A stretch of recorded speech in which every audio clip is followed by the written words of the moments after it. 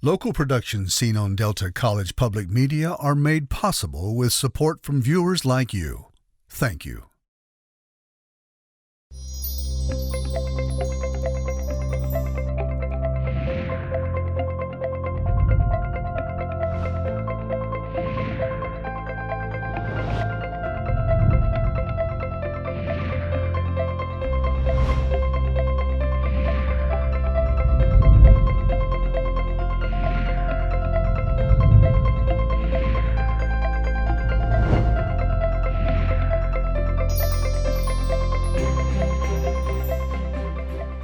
Hello, everyone. Welcome to Junia Doan's The Spark. I'm Junia Doan, and thank you for joining us. Today, my guest is Mike Kolleth, President and CEO of the Temple Theater and the Saginaw Art Museum. Welcome, Mike. The Saginaw Art Museum and the Temple Theater, just I think is a little bit of background here. And a lot of people may not know this, but earlier this year, the two came together as a single organization. So we have been operating as independent entities really since the inception of both institutions. And for business reasons and structural reasons, we brought them together this year under the banner of what we call Temple Arts, combination of the Saginaw Art Museum and Temple Theater. So the two core cultural institutions of Saginaw running under one management now, and we're really hopeful for the future. But to your point, they both have very separate identities and very, very different histories in a sense. The Temple Theater dealt is with the peculiar time we're in right now about the Wuhan virus, self-sheltering, wearing masks, being at least 6 to 12 feet apart. What is your thinking, you and the group over there, about how best to handle it? Sure. What's particularly interesting is the museum and the theater, although they're both in the entertainment industry, are probably dealing with some very different ways. And I'll cover both individually. I was on the Governor's Commission for Arts and Culture on reopening the economy. So kind of had a front row seat with that organization to see what we would need to do to bring people back in museums and libraries. And I think we've seen that really museums and libraries reopened several months ago, at least in a limited way. And we've done that very safely and successfully at this point. And the question remains is what's going to happen with theaters. The theaters, according to the timetable that's at the state, will probably be one of the last things that reopens because of the nature of what we do. One of the ways I like to think about it, Junia, is three things need to happen before theaters can reopen.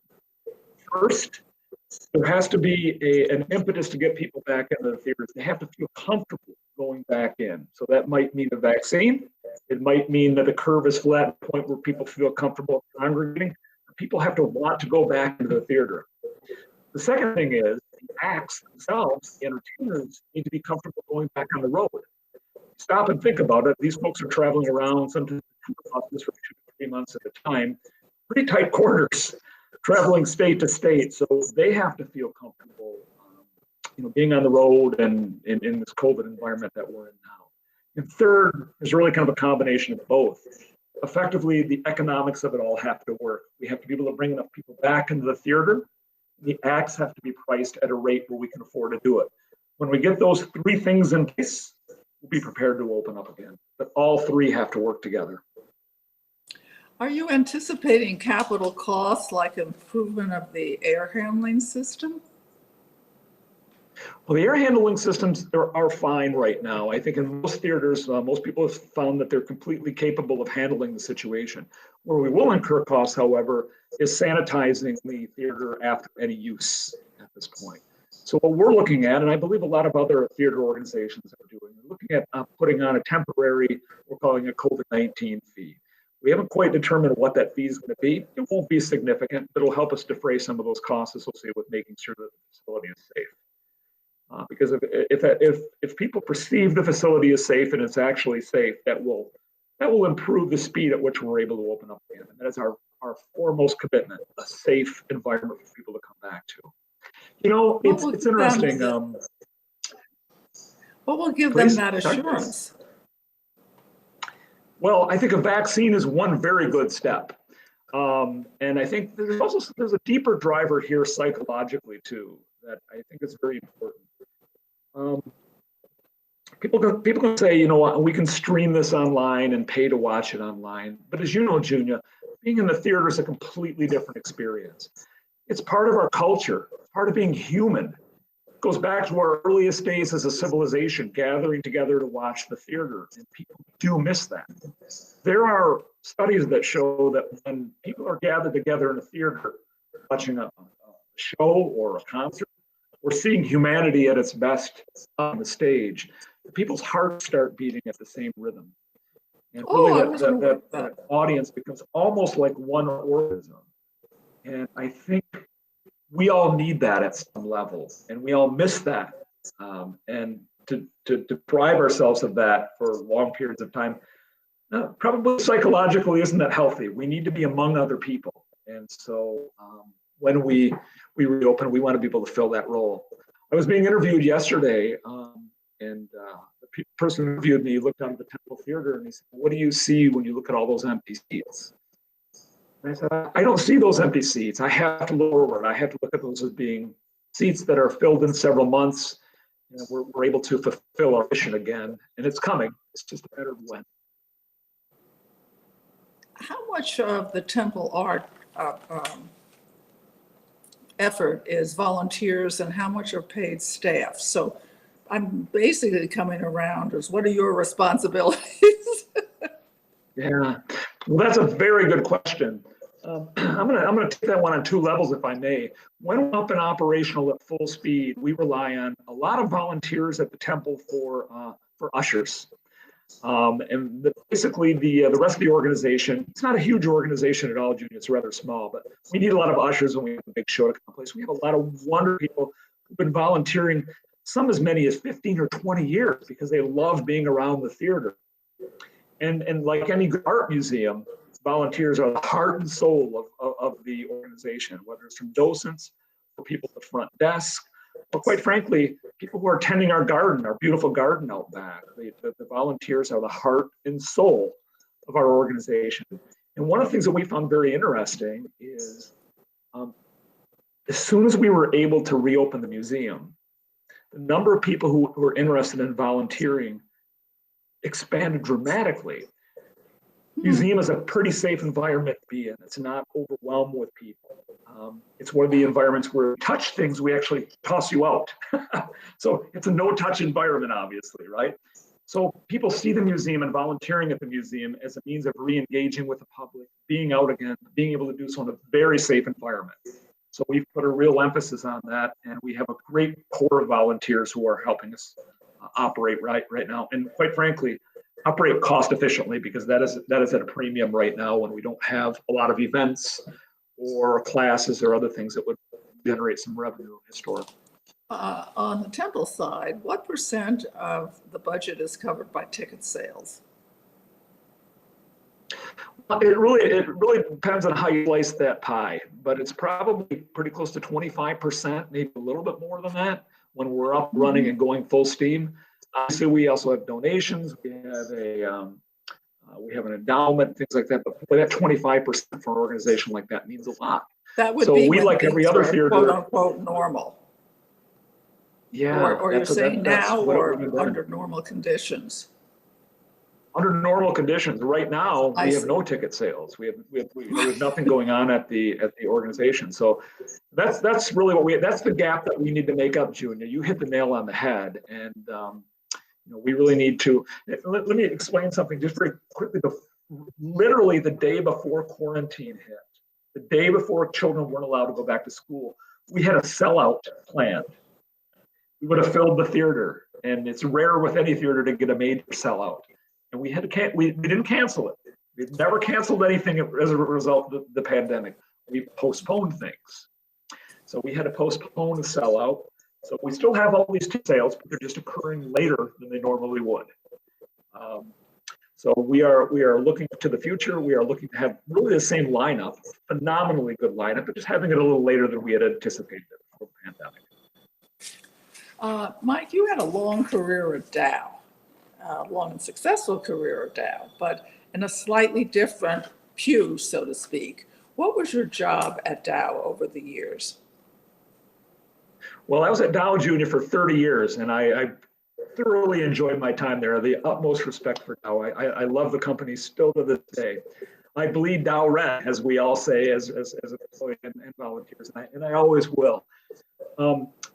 When I ended my job after, again, 30 plus years, my role was primarily in brand advertising. So I did a lot of the advertising campaigns that we did and the rebranding of the company after the merger with DuPont. And I was fortunate enough to do that. Really phenomenally interesting role that was this great combination of art, and marketing, and business, and analytics. And it was a wonderful role, and I loved doing it. I was fortunate enough to do that for about the last 10 years of my career now. What is and I the combined art that side? with, I'm sorry? What is the art, or was the art side of it? Of your Well, I Dow think job? probably the clearest manifestation of that was some of the television advertising that we did during the course of my career there. And fortunately, we had, and Dow's always been blessed with very visionary CEOs. During the time when I started in that role, Andrew Livers was CEO, and he was a strong proponent of a campaign we developed called the Human Element, which I think if you're in the Midland, you probably remember the Human Element. It ran as the core advertising and brand campaign for the company for about 7 or 8 years. It was very successful. It won many awards, including the American Advertising Association's top prize for best corporate branding campaign for several years in a row. That was a wonderfully executed campaign. It really hit the mark, and I think it really changed people's perception of what Dow does as a company and its broader remit and mission. And doing that, I think you do that by delivering a message that makes people think very deeply about the role of, in this Dow or any company, and maybe look at it in a different way than they may have done historically. When Andrew was CEO, he's certainly, I think, a very strong proponent of having people look at the company in a different light. And so it was really the perfect time of having a visionary CEO and I think a good core idea for an advertising campaign. So the Human Element, I think, if I look back at my career at Dow, that is my proudest moment. What, going back to the Human Element, what question was that meant to answer, or what change in understanding was that meant to achieve? Yeah, well, I think it was the core of it was really around the role of chemistry in society and the role of chemistry in the world. And as people who practice chemistry professionally for the betterment of humanity, really putting it in a different context from maybe how people thought about chemistry and chemicals as a whole. And I think that was really the core idea, and I think it was executed very successfully. Why are people afraid of chemicals when it's such an important part of our life? I guess I know the answer, but why don't you say it? Well, I would say it's like anything else. Until you know more about a subject, it's easier to fear. And I like to think that campaign really did introduce the concept of chemistry to people in a little bit of a different way, and maybe had them think more deeply about it than they had in the past. Presented in a different artistic way that made it more accessible to people. When I thought, I was puzzled at the beginning, and then I thought when you featured the different women and other people, I felt bound to these people I didn't know in other parts of the world and wherever, that they were coming together for a common goal and were working away towards that. It was nice. It was really nice. Yeah, I think the globality of it made it really, we traveled all over the world to shoot that. We shot at China, we shot at Africa, Mexico, Norway, and that globality was central to it. And it wasn't a fake globality. It wasn't like we put on a sound stage somewhere in, St. Louis or Los Angeles or New York. We actually went around the globe and engaged in those countries. And I think that really, you could tell there's a sincerity to that ad that holds up very well today. And what was interesting too, I think, is if you look at it now, you probably look and say, "Oh, I've seen ads like that," but it really did kind of set a tone. And there's a lot of Human Element clones that came out from other companies after that, and we saw that campaign because of the success. I would say copy. That's the wrong way to put it. Strongly emulated in other creative executions. So that was flattering in a way, I guess. How do they set advertising budgets? I mean, that was so novel. How would you even know how to fund it? Well, it's an interesting question. And that's, it goes back to the old Henry Ford quote. I don't know if you've ever heard this. 50% of my advertising budget is wasted. I just don't know which 50%, right? So now with digital advertising and better analytics over the course of time, we can really show a very clear correlation between exposure to certain advertising and people's feelings about a company. There's a real truism that the more you know about anything, and like we were just talking about earlier, the more you know about chemistry, the more comfortable you are with it, or the more positive you are. We know that's the truth of companies too. But the more you know about a company, the more you are prone to like it. And so, we can count how many impressions that we are purchasing or buying or executing against, how many people that they're reading. And then when we do our polling, we can find out if that work, because of either the repetition of the work combined with the quality of the work, if that has really changed people's perception of the company. And, to be honest with you, we're really competing for people's hearts and minds. There's an awful lot of advertising out there, whether it's online or on television. So you have to have work that's really creative and breakthrough work to make those type of changes. So the advertising budget was essentially set at the higher level of company to kind of start to shift people's perception of Dow as a company and as an investment and as an organization. One of the things I thought was particularly interesting is we did a survey after the human element aired of young employees who were coming into the company, what percent saw it and what percent were positively influenced by it. And 90% of new employees, first-year employees who came in, had seen the ad and said it played a positive role in them wanting to join the company, which, it's nice to move the numbers on a broad scale in terms of people's perception of Dow, but that was particularly heartwarming, that it brought people into Dow. It made people interested about Dow. It helped them want to become Dow employees. And my guess is that we still have quite a few people at Dow who came in as a result, or not wholly, but as a partial result of exposure to some of that work. I like to think so anyway. It gives value to being associated with an enterprise. Yeah. The other thing is, when you look at we've been talking a little bit about the television side of that, the television ads, but the print ads were also very powerful as well. Junia, I'm sure you recognize this photo. I don't even have to describe it very much. It's called the Afghan Girl. It was on the cover of National Geographic, a girl with piercing green eyes. That was done. It was the National Geographic cover. And it was, I think, it's been cited as being one of the most popular photographs of the 20th century. And the gentleman who took the picture's name was Steve McCurry, and he was our photographer for that campaign. So Steve is known for his humanitarian photography, his global photography, and he was our partner on that. And that really also helped bring it to life. So we had the TV side, and then we had one of the world's best photographers working on the photography side as well. So it worked beautifully together. How did you develop your eyes so that you knew how to hire Steve or something else? How much of this is a visual excellence that you personally have? Well, I would say that the ultimate decision makers in any ad campaign of that, it's usually a team of people. You're typically working with a creative agency that comes to you with ideas. My role as the advertising director would be to kind of narrow that down as significantly as possible, and then work with, again, I'll go back to Andrew Livers and the vision that he had for the company, and how he wanted people to see chemistry in the work that we did at Dow. And ultimately, anything would be run through the senior executives like Andrew for approval. So our eye, as it were, from an artistic standpoint, will come into play early in the vetting process. Ultimately, those decisions really come down to the senior most managers. Information delivery has changed so in these last few years. They say the younger, they've got their old world. Well, that was always true.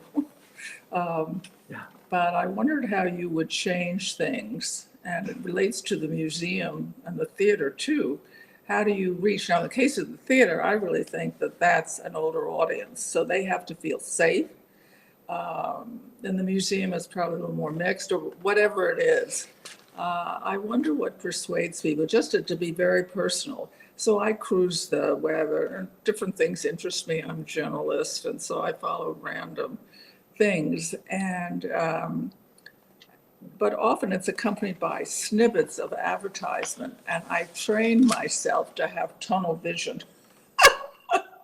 So I literally don't see the top, the bottom, the sides, because I'm so angry at them that they're often after me all the time. So I'm just thinking in terms of the museum and all of us, how do you have merit? Is it still the number of times you show up in some visual platform? Is it in a song? Anyway, I don't want to get too far ahead of the museum and all, but it just seems to me your background is so perfect for this because you've got a product to sell that right now is in a ditch, right? People need to stay home for their health. So you've got a human element challenge. I shouldn't laugh, but challenges in life are often very interesting. And they teach you things that you probably hadn't thought you needed to learn or could imagine. But I think the background you have on the people side, you're such a people person, Mike. Yeah, I think, to be honest with you, I think my skill set right now is probably a good one for the task that we have ahead of us. There's really no question about that. I'm going to go back to what I said earlier, though, too, Junia. I think to a certain extent, as long as you have quality, the theater sells itself. People want to be there. It's part of that human experience. There's also, there's three things that I look at, and before I leave this role as executive director of Temple Arts, there's three things that I really want to accomplish, and they're all along the lines of what you were saying. One, and I think this is key too to your question. One of the things I think we need to do a better job of here at the Art Museum at the Temple is reflect the community that we serve. So, what are we doing from the perspective of inclusion and diversity to make what we do relevant to the people that we serve in the Saginaw, Midland, and Bay City area? I want to take a heartfelt look at that. So we are reflective of the community we serve, and people in the community feel comfortable being. So we're not necessarily just serving a narrow slice of the community. There is, I think, often the possibility for art museums to be seen as being a little bit inaccessible, a little bit, hoity-toity. We don't necessarily survive and thrive that way. We need to be as inclusive as we possibly can. So how do we steer a little bit more in that direction? The second thing we need to do, and I want before I leave, is make sure that we're financially fit. That has been a little bit more difficult, obviously, because of COVID, as we've discussed before. Because it's kind of put us, it's not just us. All arts organizations are in a little bit of financial pinch right now. We need the support, but shoring us up financially is mission critical as well. But the third point I think is really fundamentally important is whatever we do, we need to ensure a certain level of quality at both institutions, whether it's in the art that we show at the museum or the programming that we have at the Temple. One of the things that we know for sure is that people are willing to pay for quality. And sometimes quality is a little bit more expensive, but people are willing to pay for it. So I want to assure that when somebody comes to the Temple or comes to the Art Museum, they have an experience that is one that they would typically have to go to a much larger city to get, and an experience that they will remember and treasure, and hopefully bring their family along with them. How do you deal with setbacks personally? From a personal standpoint, I don't know if this has come through in this discussion or not, but I'm the eternal optimist. My cup does not have a lot of pessimism in it, and I don't think it sometimes I guess you're born that way. I try to look optimistically at everything else and say, what are the assets that we have at our disposal that will help us come out of this trajectory that we're currently in a very positive way? So when we look back 3 to 5 years from now, we'll say that was a speed bump rather than a ditch. And I'm convinced that is indeed what it is. but it means taking the time that we have now when we don't have anybody sitting in those seats to come up with a plan um, that really focuses on bringing that quality back and bringing people back into those seats. We will get there. The reason I'm pausing is just from my own experience. The world is so open now because of Zoom. You can go so many places in the world for performances, for lectures, for this, for that. And I'm asking, I think you have to have the community tie, but I'm asking myself going forward, what are the pluses and what are the minuses? And I'm sure everybody else is asking themselves roughly the same question. I think it's actually an exciting time if we use it. It's interesting, Junia. So the largest nonprofit theater in the United States is the Guthrie Theater in Minneapolis. And I have a tremendous amount of respect for that institution and its leader. When they made the announcement that they were going to stay closed until I think March of 2021, if my memory serves me right, one of the things that he said a couple things that I think were very profound. So I'm going to steal them, but I think because I think that they're very true. One of them is that streaming will never replace the live theater. We have had streaming for nearly 100 or over 100 years now. It's called cinema. The cinema and the theater are two different things entirely. The theater is an experience of seeing humanity at its best on that theater right in front of you. Seeing people in an orchestra who are artisans and artists who have played those instruments since childhood and given their all. That's a completely different experience than seeing it live. Mike, I've got to cut you off because I've only got 26 seconds left. And I want to say something about you. So we'll continue after the program. So I want to wrap up a little bit of what Mike was teaching. He was teaching, take on big responsibilities, never mind where you are, practice optimism, commit to the future, see it happen, make sure you make friends with people, go out, be kind to someone, and do it every day, and I'll see you next time. Thank you. To contact Junia, send her an email at juniadownsthespark@gmail.com. For more information, program schedules, and news about future guests, go to www.juniadownthespark.com. Thank you for joining us. See you next time on Junia Doan's The Spark.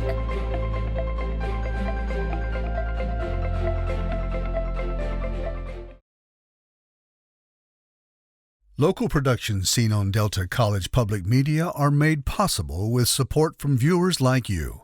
Thank you.